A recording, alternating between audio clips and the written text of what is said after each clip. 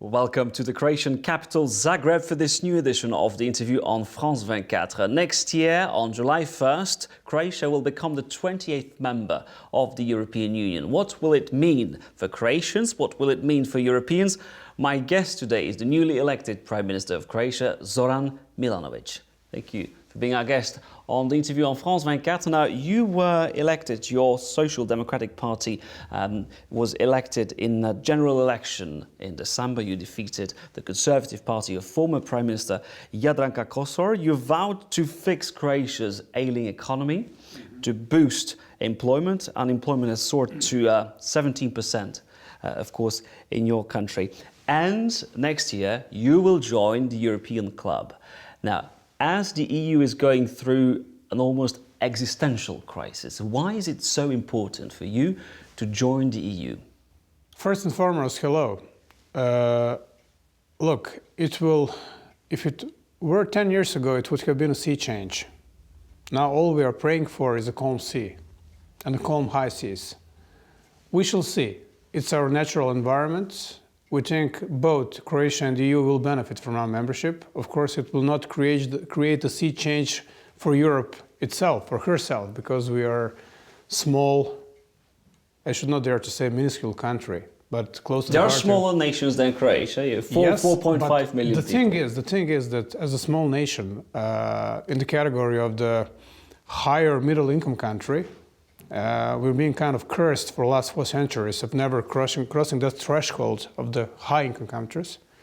We think we can contribute, but we have to specialize. So we cannot have like plethora of priorities. We really have to set our priorities and know what matters for us and try to benefit from the membership. We've been around for a long time. What I believe is that we can really contribute and extract mutual benefit for Europe and for Croatia, and that's it. The crisis is existential, but then again, every day, human being goes through the existential crisis. We learn. Now, Croatians voters voted in a referendum in January. They did say yes to EU membership, 66%, but turnout was very low, 44%. How do you explain this lack of interest? It was, by some standards, and at the surface, it looks like miserably low. But in reality, we do have troubles with our voters' records, which do not seem to reflect reality. So there is equal number of citizens and voters, which departs from common sense. In reality, the turnout was closer to 60%, but still, compared with the standards of the other Central European countries at the point when they held their referenda, it's still quite low. But take another look, Slovakia had the referendum turnout of 95%, I guess. And year down the road, the turnout for the European Parliament elections was 20%. So I hope that one goes higher in Croatia. The former. Fighting corruption remains a top priority for your government. The EU has vowed to monitor progress very closely until you join the EU. Do you have the means to clean the country? To clean the August barn in the legend of Heracles of Greek myth? I hope we do. I hope we do stand a chance. But how does it go, that old Churchill's dictum, in victory magnanimity?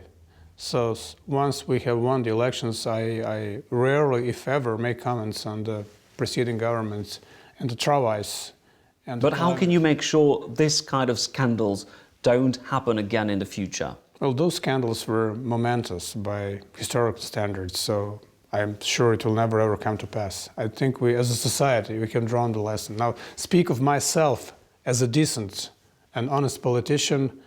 Look, it's always travesty in politics to speak of oneself in that fashion. So there are people and voters to judge who we are. But the fight against corruption, that's another logical misfit. Because once you are at the point of fighting corruption, it means that the corruption already became pervasive. We will not allow that to happen. That's it. That's all what I can say. When you join the European Union, the borders of Croatia, I'm thinking of the eastern borders with Bosnia-Herzegovina and Serbia, will become the new borders of the European Union. Do you have the means to secure them? Well, Serbia already has all but visa-free regime with the EU.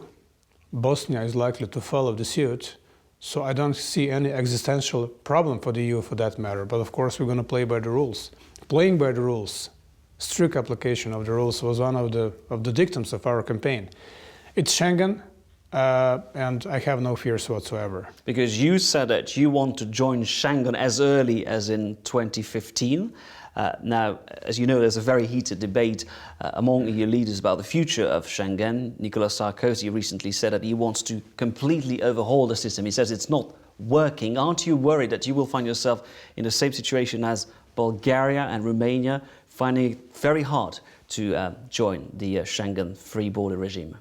Well, I can hardly subscribe to such a point of view, especially when Croatia is in question. Look back in the mid-90s, where we were in the midst of the war and we were potentially a very risky country. At least the conventional wisdom would suggest that we were. But we were not required visas to enter French territory, nor British for that matter, nor German, nor Austrian. We were even allowed in the mid-90s to enter the Italian territory without passport, with just an ID. So it speaks volumes, I guess. Croatia is not a problem. It's a part of the solution, if there is a problem in the first place. Now, of course, your membership will set a positive example for other countries in the region. I'm thinking of Serbia, which recently received candidate status, but also Bosnia-Herzegovina, potentially Kosovo. Are you confident that those countries will follow your path, will one day join the EU? Aren't you worried there is at the moment what a lot of people call enlargement fatigue? Look, in our trade exchange, the export of the goods, commodities and services, Serbia and Bosnia rank very high. And actually, these are the few countries out of all with which we exercise a surplus. So it matters to us that they also become the part of the single market. We will not be standing in their way at all. You will support them actively? Absolutely. Actively, and I dare to say that we will even be displaying a kind of lenience. It's in our interest, as long as the basic rules are. Now, I know that reality goes in sometimes in different directions, so it will be hard. But we stand here not as their mentor, not as their teacher, but as their partner. Fitch, the credit rating agency, has confirmed your debt at BBB. This is, of course, the last acceptable level for investors, as it's known. Why is it so low? And are you worried that ultimately you will have no other choice but to ask the IMF for help? I beg to differ. Well, the rating is not of a Dutch or Danish type, of course. It never was, and it's not likely to be in a decade to come. But still, it's not abysmal, and it's higher than in some traditional EU member states. You know which ones. I will not extrapolate here any, because it would be polite. It's steady. Of course, we are heavily reliant on periodical reports of the rating agencies, and it's not good in itself. So we have to simply set free from that. The growth perspective is mediocre for this year. What we inherited, we have inherited. There is no point in turning back. Let bygones be bygones. It's over now. And let's work hard. So for the first time, we have underwent through a kind of fiscal adjustment, and we have cut on the expenditure side.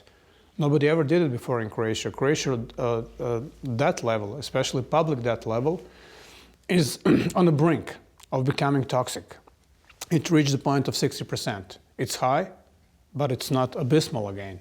So there is, as long as there is a good spirit to work and to change things, and then to make a switch in the way the politics are done and the economy is run, there is room for a change in Croatia. So the EU's help will, of course, be very welcome. Between 2013 and 2015, your country will be entitled to up to 3.5 billion euros of structural funds. Where do you want to spend them?